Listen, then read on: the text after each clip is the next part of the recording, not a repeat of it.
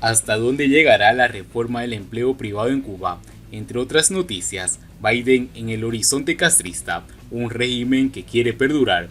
¿Cómo están amigos? Bienvenidos a Noticias Importantes. Comenzamos. No extrañaría que, cuando lleguen mejores condiciones económicas, el régimen vuelva a crear dificultades al desarrollo de la empresa privada. Agencias de prensa internacionales como EFE, Reuters y medios como CNN, entre otros, se han lanzado a celebrar con bombos y platillos la anunciada reforma del trabajo por cuenta propia en Cuba. Cuba abre las puertas al capitalismo, después de una larga espera, o tal vez el sector privado va en serio. Han sido algunos de los cintillos noticiosos que han aparecido durante los últimos días. No conviene formular expectativas positivas hacia una nueva política comunista del perfeccionamiento del trabajo por cuenta propia, porque sus objetivos no son de este calibre. Basta analizar las circunstancias para poder comprender que se trata de una medida paliativa destinada a conseguir dos objetivos inmediatos. Por un lado, sacar a la gente que actualmente funciona y le va muy bien en la economía informal. Por otro lado, recaudar más impuestos para seguir gastando alegremente lo que no se tiene. Por si quedan dudas, lo mejor se puede hacer es echar un vistazo al título 2 de los Fundamentos Económicos de la Constitución de 2019, artículo 18 al 31, siendo el más importante el artículo 30.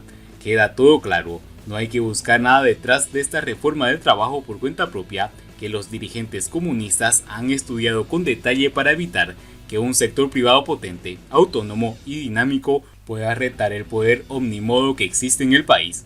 Además, las medidas serán esperadas ya desde julio pasado, cuando fue anunciada por la ministra de Seguridad Social. El caso es que se ha llevado a término en un momento económico muy complicado en la economía cubana, que se derrumba un 12% en su PIB, según los datos oficiales. Median en la decisión la situación de parálisis y colapso que vive el país por la falta de divisas, lo que obliga a las movidas de este calibre. No extrañaría que, cuando lleguen mejores condiciones económicas, el régimen vuelva a crear dificultades al desarrollo de la empresa privada. Conviene no olvidar que esta política tiene su origen en el núcleo del poder del Partido Comunista y la burocracia política que dirige el país, fieles salvaguardas de la esencia de la llamada revolución. De modo que su diseño y ejecución práctica pasará por los criterios políticos de estas estructuras. La reforma ha despertado la atención y el interés, y tal cosa es lógica, porque supone eliminar el mecanismo de listas autorizadas para el trabajo por cuenta propia, que limitaba solamente a 127 especialidades las opciones de los cubanos para emprender proyectos privados. Ahora se amplían a 2.000 especialidades que existen en la Clasificación Nacional de Actividades Económicas. Pero en un país donde el espíritu emprendedor sigue vivo, a pesar del énfasis del adoctrinamiento castrista en contra de la libre empresa, la acumulación y el papel empresario privado, cabe esperar un crecimiento en el número de solicitudes de licencia, lo que significará para el régimen la oportunidad de ofrecer titulares positivos en medio de una situación de grave crisis económica. Habrá que analizar con detalles en qué actividades se producen las solicitudes. Tras la pérdida de las subvenciones soviéticas, los cubanos fueron viendo cómo las autoridades iban aprobando normas para el trabajo por cuenta propia. Nunca existió una voluntad explícita para dar apoyo al sector privado. En su momento, adelgazar las plantillas estatales fue el objetivo planteado por Raúl Castro al llegar al poder, para dar contentos a las primeras regulaciones del sector privado. Hubo un aumento inusitado para las licencias, a pesar de estar restringidas 127 especialidades, y en poco tiempo algunos sectores de la economía se vieron penetrados por los llamados cuentapropistas. Después el proceso se frenó y se mantuvo en torno de las cifras actuales. El auge de los pequeños negocios llevó a las autoridades a permitir a los emprendedores la contratación de trabajadores. Algunos vieron en ello el inicio de la pequeña empresa en Cuba. En realidad, lo que muchos observan es que los empleos en el sector privado estaban mejor distribuidos y permitían disfrutar un mayor conjunto de bienes y servicios que los mediocres y mal pagados empleos en el sector presupuestado. Pero llegó la pandemia y el sector privado no solo sufrió los efectos del confinamiento y la reducción del turismo, sino que, cuando llegaron las medidas compensatorias del gobierno, se pudo constatar un notable desbalance entre los trabajadores del Estado, con mantenimiento de porcentajes de sus sueldos, los trabajadores por cuenta propia, con aplazamientos fiscales o de licencias, pero nada de ayudas económicas. Los efectos de la crisis, también de la tarea de ordenamiento, están siendo especialmente duros para muchos emprendedores privados que no vuelven a levantar las puertas de sus negocios. Las cuentas están claras. Actualmente, alrededor de 600.000 cubanos trabajan en el sector privado, aunque es probable que esta cifra sea superior. Estos pequeños emprendedores proporcionan 4.700 millones de pesos cubanos por un concepto de impuestos sobre los ingresos personales. En 2015, con menor número de trabajadores por cuenta propia, el régimen solo recaudaba unos 1.800 millones. Esta figura, directamente relacionada con el trabajo autónomo, ha aumentado la recaudación en el periodo 2015-2019 de un 158%, mientras que la recaudación tributaria y no tributaria solo lo ha hecho en un 18%. Algunos incluso creen que esta reforma del trabajo independiente podría ser un guiño al régimen comunista a la administración Biden, a fin de abrir un proceso de negociaciones entre estos dos países, como ya ocurrió en tiempos de Obama. Hay duda de que eso pueda ser así. Si hubiese continuado Trump, esta reforma del trabajo por cuenta propia también habría sido implementada. Las dificultades que pone el gobierno cubano para que los pequeños emprendedores puedan hacer negocios de forma directa con los empresarios de Estados Unidos son tan relevantes y tan difíciles de avanzar en este terreno. Junto a la reforma para el sector privado, el régimen comunista cubano ha lanzado la tarea de ordenamiento y la estrategia económica y social, en un intento por confirmar a los observadores internacionales que tienen la sartén por el mango y que es capaz de afrontar un escenario crítico y complejo que sacude a la economía. Quien mucho abarca ya se sabe.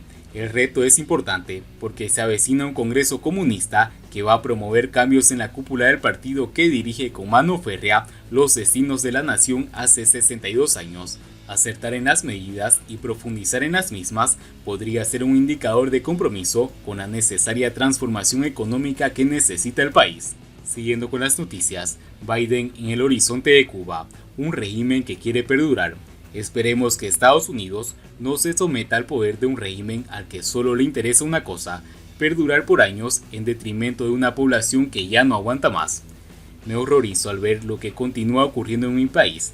Luego de 60 años de comunismo cubano, cada día aparece una copia de décadas pasadas y sobre todo de aquellos primeros años con miles de fusilamientos, encarcelamientos injustos, emigraciones masivas y largas condenas en prisión política.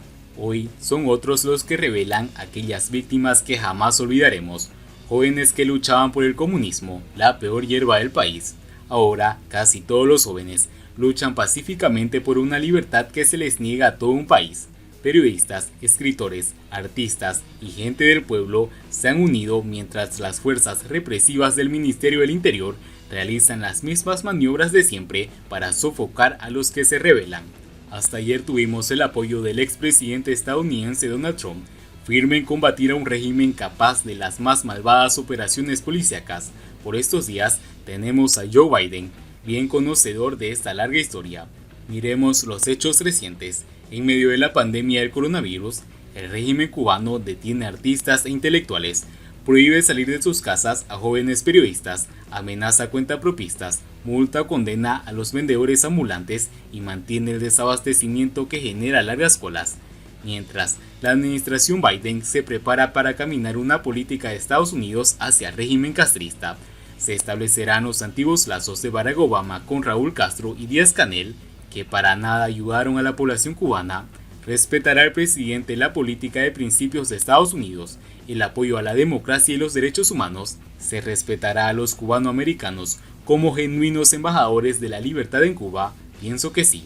La secretaria de prensa de la Casa Blanca, Jen Psaki, sabe perfectamente que si algo entorpece las buenas relaciones entre Cuba y Estados Unidos es el retrógrado modelo económico cubano, calificado por el propio Fidel Castro como inservible, y no el embargo comercial estadounidense, bajo el cual Cuba ha realizado todo su quehacer maquiavélico en América Latina.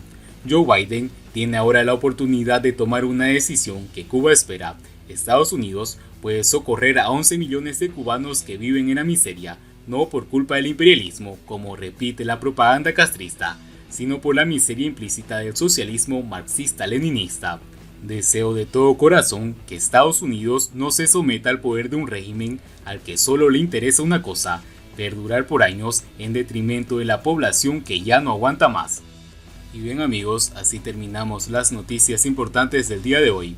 Espero que las noticias hayan sido de su agrado y no olviden que nos ayudarían mucho compartiendo las noticias y así poder informar a muchas más personas de la verdadera realidad en Cuba. Muchas gracias por seguirnos, no olviden suscribirse, nos vemos en